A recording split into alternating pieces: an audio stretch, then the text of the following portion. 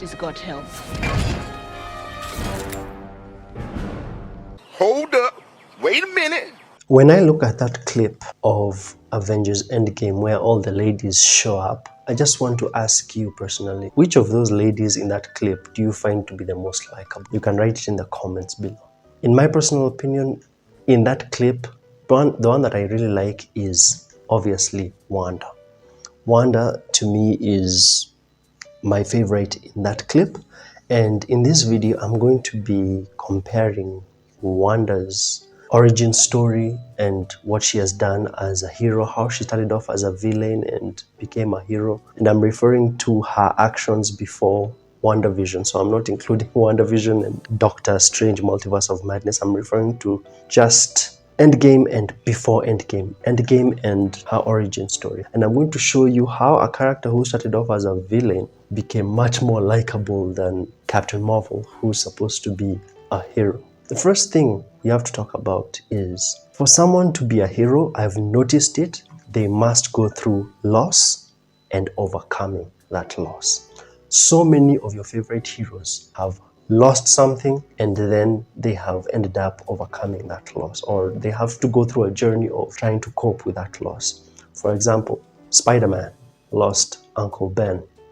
In the DC universe, Superman lost his home planet. Batman lost his parents. In the recent Flash movie, Flash lost his mom. Captain America lost time. Then later on in another movie, lost Peggy Carter. Iron Man was kidnapped by terrorists, so he lost his freedom and then he had to fight back to get his freedom. Thor, he was cast out of Asgard and then he had to, redeem himself and find his way back. So it's about loss, personal loss. It has to be real personal loss. And Wanda, of course, when she became an Avenger, when Clint told her, if you walk out that door, you're an Avenger now, yeah? After that moment, she ended up losing her twin brother, and we saw her reaction, the way it hurt her a lot. The way she ended up just exploding with so much energy just because she had lost her twin brother. But look at Captain Marvel. In her origin film, she has lost her memories, but it's not an inconvenience to her. I mean, losing her memories, she's still able to operate. You barely see her having any emotion. Do you ever see her crying because she can't remember her memories or because she can't regain her memories? No. There's even a scene where when she's on Earth, she gets into a jet and she can't remember who she is, but immediately she gets into a jet, she begins flying the jet easily. So my question is, how can you tell me that this woman, Captain Marvel, losing her memories was an inconvenience to her? It wasn't. In fact, Captain Marvel, there's this, she's a Kree, and the Kree were being ruled by this AI called the Supreme Intelligence.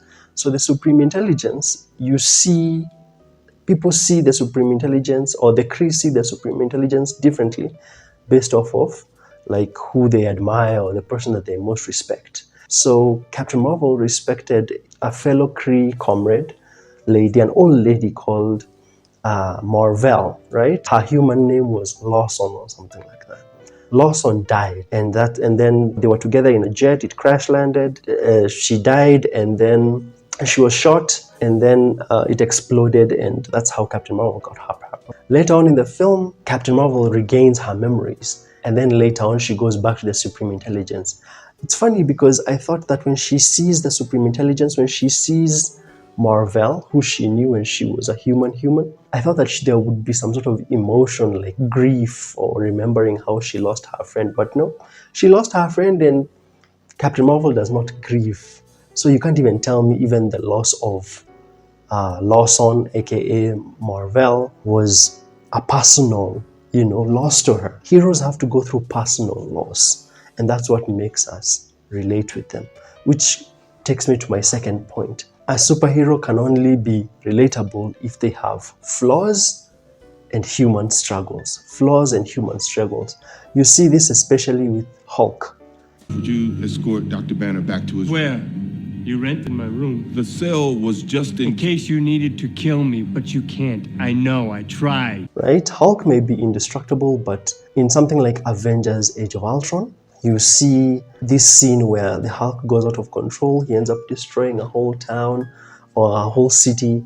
And then you see how Bruce Banner really takes it hard, that he ended up destroying that much property and putting all those lives in danger. Wanda is obviously a human, so of course she has gone through struggles. I think one of the greatest struggles for Wanda was when she had to kill Vision, and you saw how much it hurt her to kill Vision. But someone like Captain Marvel is a Kree. Krees are aliens, first of all. Let's begin there. Yeah. She also has a very little portrayal of human emotion. She's stoic a lot in her original film. She acts, I think there's only maybe one or two times she actually smiles. Like one time when you see her interact with the cameo of Stan Lee, and maybe another scene where she maybe smiles with her friend. But other than that, you barely see her emote often, or in her origin film. There's this one scene where she's in the train right before she meets up with the cameo of Stan Lee, and she gets into the train when her hair is all a mess, and then literally the next shot, her hair is perfect. I noticed that while rewatching the Captain Marvel movie to make this video, that her hair was a mess, and then literally in the next shot, it's perfect. And I realized the people who made the film, they try so hard to make Captain Marvel look perfect and all together and flawless, and they don't realize that by doing this, they make her very unrelatable. And lastly, I would say that what makes a good hero is selfless acts. Selfless acts. I think my favorite scene of Doctor Strange is when he's like, Dormammu, I've come to bargain. And he allows Dormammu to kill him over and over and over and over and over and over and over. You know, Captain America, his selfless act was when, before he got his powers, he jumped on the grenade. And then after he got his powers, he turned into a super soldier. He was willing to get into a plane and crash it into the ice, and he lost, 80 years of his life or something. Black Widow, she sacrificed herself in Avengers Endgame. Wanda killing Vision, that was a selfless act because of how much she loved Wanda. Iron Man having to take the nuke into the wormhole in Avengers. Heroes must commit acts that are selfless. I have not seen a selfless act from Captain Marvel. The closest thing I ever saw to a selfless act was when she tried fighting Thanos hand-to-hand close combat, but she can't get hurt anyway because of her powers, so I mean Captain Marvel has so many issues as a character.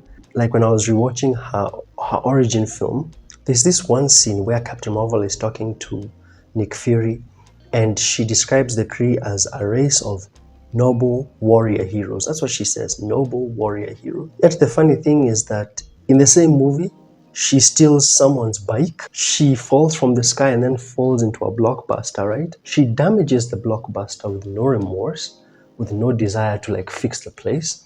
She ends up blasting some image of Arnold Schwarzenegger, an image of his like a poster from the movie True Lies, and she's rude to people. And there's this one scene where she's talking to the Supreme Intelligence, and then suddenly she just says, I've been fighting you with one hand tied behind my back. And then she takes this chip off her neck and she goes full girl boss mode. I was asking myself, if the chip was there, why would the person who put it on you like make it so easy for you to remove? She goes full girl boss mode and she becomes invincible, no sort of weaknesses. I was just like, this is not the kind of character that anyone will ever like be super crazy about. She's not relatable. She doesn't have these three things. In fact, if you tally it properly, Wanda Maximoff, who was originally a villain and then became a hero, she has all three things that I just mentioned: flaws and human struggles, loss and overcoming loss, and has committed selfless acts. While Captain Marvel does not have any of the three. Does not have any of those three things that I just said. Anyway, that is my analysis on why Captain Marvel sucks, especially if I compare her with other characters. If you've enjoyed this analysis, make sure to smash like and subscribe. Tell me what you think. For those of you who think that the Marvels movie is bombing because, well, people have always hated Captain Marvel for no reason, and even the second movie was bound to fail because they hate her for no reason. Now at least you understand when I compare her with other heroes. I've done 2 other videos analyzing Captain Marvel and the Marvels. I'll leave them right here. I'll see you in the next one.